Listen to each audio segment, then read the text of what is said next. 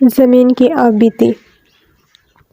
لوگوں نے میرا نام زمین رکھ دیا، جبکہ سورج مجھے رانی کہتا تھا۔ آج موجودہ دنوں میں میرا حال اتنا برا ہے کہ جی چاہتا ہے کہ سب کو اپنے اندر نگل لوں۔ میری اور سورج کی دوستی بہت گہری تھی اور میں سورج کا حصہ تھی۔ ایک دن سورج مجھ پر چلانے لگا اور ناراض ہو گیا، اور ایک ہفتہ ناراضگی کے بعد اس نے مجھے کہا تم دور چلی جاؤ اور میں تم سے بات نہیں کرنا چاہتا، اور دھکا دے دیا۔ سورج کے دھکے سے میں بہت دور آ گئی، ایک خلا میں اکیلی۔ کچھ دور فاصلے پر میرے جیسے نظر آنے والی 8 چیزیں اور بھی تھیں۔ انسان ان کو سیارے کہتے ہیں اور مجھے زمین۔ میں آہستہ آہستہ سورج سے دور ہو رہی تھی۔ اچانک مجھے محسوس ہوا کہ میں دور جانا بس ہو گئی ہوں اور وہیں پر گھومنے لگی ہوں، دوسرے سیاروں کی طرح۔ سورج کے ساتھ رہنے کی وجہ سے میں بہت گرم تھی، بہت سال روتی رہی، آخرکار آنسوؤں سے میں ٹھنڈی ہو گئی۔ مجھ پر چھوٹی چھوٹی جڑی بوٹیاں اگنے لگیں۔ سبزہ زار کی ایک تہہ نے میرے پورے وجود کو ڈھانپ لیا اور میں ایک دلہن کی طرح سجتی چلی گئی۔ لوگوں نے ان چیزوں کے نام درخت، گھاس، پھول اور نہ جانے کیا کیا رکھے ہوئے ہیں، مگر میں آج بھی اسے اپنا زیور ہی سمجھتی ہوں۔ اس سے ہی میری خوبصورتی ہے۔ بہت سالوں بعد جب میں بور ہونے لگی تو ایک دن مجھے اپنے پیروں پر حرکت محسوس ہونے لگی۔ وہاں ایک بڑی جسامت والی چلتی پھرتی کوئی چیز تھی۔ یہ مجھے بعد میں پتہ چلا کہ یہ انسان ہے۔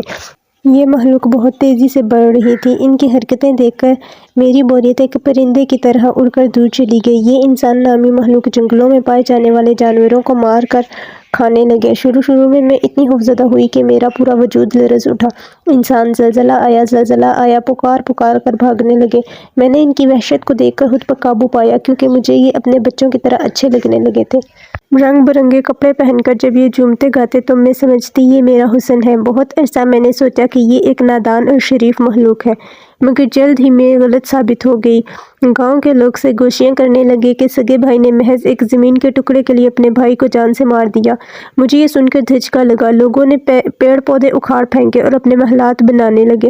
پانی کے ذخائر پر لوگوں نے قبضے کر لیے۔ جو حسن میں نے صدیوں میں پایا تھا وہ لوگوں نے مہینوں میں بگاڑ دیا۔ مجھے آئینہ دیکھتے ہوئے شرم آنے لگی۔ سرسبز رانی پیلی پڑ رہی تھی۔ لمبی عمارات، پتھر، چٹانوں کے علاوہ درخت میلوں دور فاصلے پر نظر آنے لگے۔ ایک دن میں نے سورج کو کال ملائی اور ساری کہانی کہہ سنائی۔ سورج کو بہت غصہ آیا اور اس نے کہا میں خبر لیتا ہوں، اور وہ پاس آنے لگا۔ مگر یہ کیا؟ سورج کے پاس آتے ہی میرے وجود کو ناقابل برداشت حرارت لگنے لگی اور انسان تو مرنے لگے۔ مگر پہلے بھی تو میں سورج کا حصہ تھی، پہلے مجھے گرمی نہیں لگتی تھی، مگر اب کیا ہوا؟ میں نے سورج کو کہا فوراً رک جاؤ، ورنہ میں تمہاری حرارت سے ریزہ ریزہ ہو جاؤں گی اور انسان نامی مخلوق صفائے ہستی سے مٹ جائے گی۔ سورج نے کہا تم تو یہی چاہتی تھی۔ میں نے کہا ہاں، مگر اب واپس چلے جاؤ۔ سورج نے کہا تمہارے کہنے پر میں رک تو گیا ہوں، مگر واپس جانا میرے بس میں نہیں۔ سورج کے یہیں رک جانے سے لوگ تڑپنے لگے اور گرمی سے مرنے لگے۔ یہ سب دیکھ کر میں خود کو قصوروار سمجھتے ہوئے رونے لگی کہ میں نے سورج کو پاس بلا لیا، انسانوں سے تنگ آ کر۔ رانی رو مت، رانی رو مت۔ ایک دم میں آواز کی سمت مڑی تو دیکھا ایک خوبصورت سفید چمکدار چیز جو سورج کی طرح ہے مگر گرم نہیں ہے۔